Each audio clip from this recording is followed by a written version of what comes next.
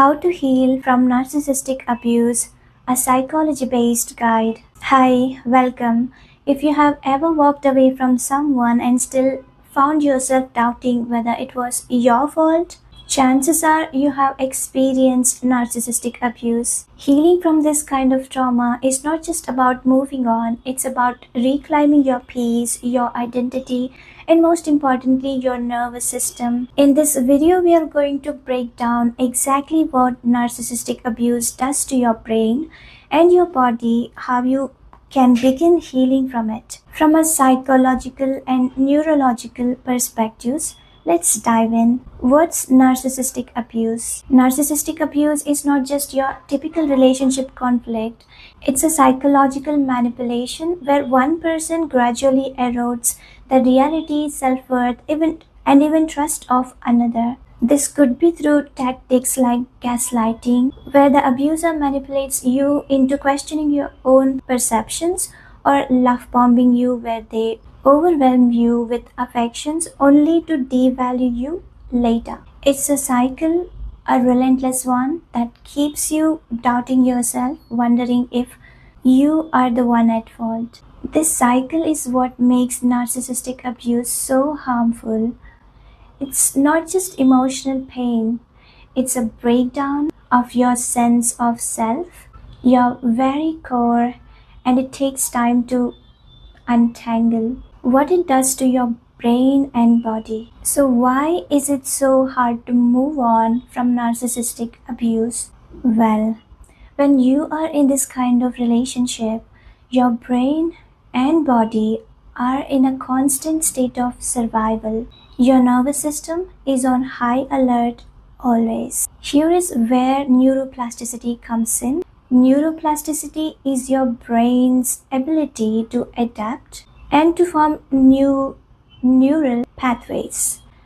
But here is the thing, the longer you stay in an abusive relationship, the more your brain gets wired for chaos and stress. Your nervous system adapts to being on edge, to constantly walking on eggshells. The fight, flight, freeze, or fawn responses becomes your default mode, and you are in constant survival mode. The worst part is the survival mode becomes your new normal until one day you realize you are not living anymore. You are simply reacting. The first step to healing is awareness. It's about recognizing what you have been through and naming it. This might sound simple, but it's powerful. When you stop calling it just a bad relationship and start calling it narcissistic abuse, something shifts. You experienced was just one off thing. It was a deliberate pattern. You stop blaming yourself, and you will realize it wasn't your fault. You weren't crazy and you weren't weak.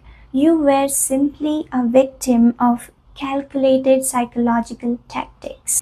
And knowing this changes everything. And the next stage, nervous system regulation. The next stage is all about resetting your nervous system. Your body is in flight or fight mode from abuse, so we need to signal to it that it's safe to relax again. And no, this doesn't happen overnight. Gentle routines are your friend here. Simple practices like deep breathing, mindfulness, or grounding exercises can help. And a good place to start this is with breath work. Taking deep, slow breaths, focusing on the inhale and exhale. This helps tell your nervous system that it's safe to slow down. You can also try journaling, doing stretches, or simply sitting in silence. Safety is key here. Safety for your nervous system, your heart, and your mind. Little by little, you begin to rebuild a sense of peace within yourself, rebuilding identity and boundaries. Once your nervous system starts to find some balance, you move into rebuilding your identity. You see, when you have been manipulated for so long, you start to lose sight of who you are. But with time and consistent self care, you can rediscover your sense of self. This process starts with boundaries, but don't think of boundaries as walls. Think of them as doors.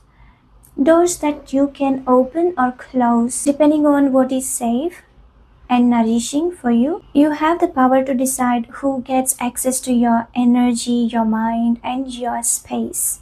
And that's incredibly empowering. It's also important to practice self compassion. It's not about being perfect, it's about showing up for yourself consistently, even when it's hard. Trusting the slow healing. Here is the thing about healing, it's slow. It's a process, not an event.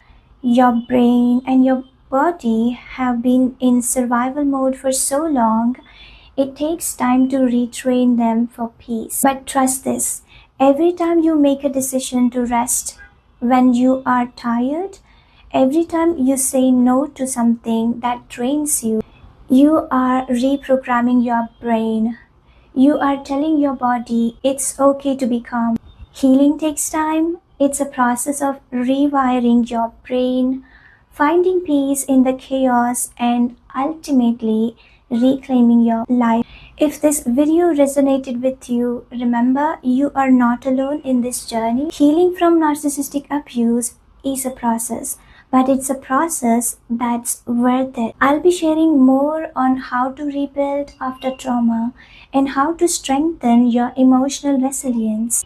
Please like this video, subscribe for more, and share your thoughts in the comments. I would love to hear what's one thing you wish people understood about emotional abuse. Let's keep this conversation going.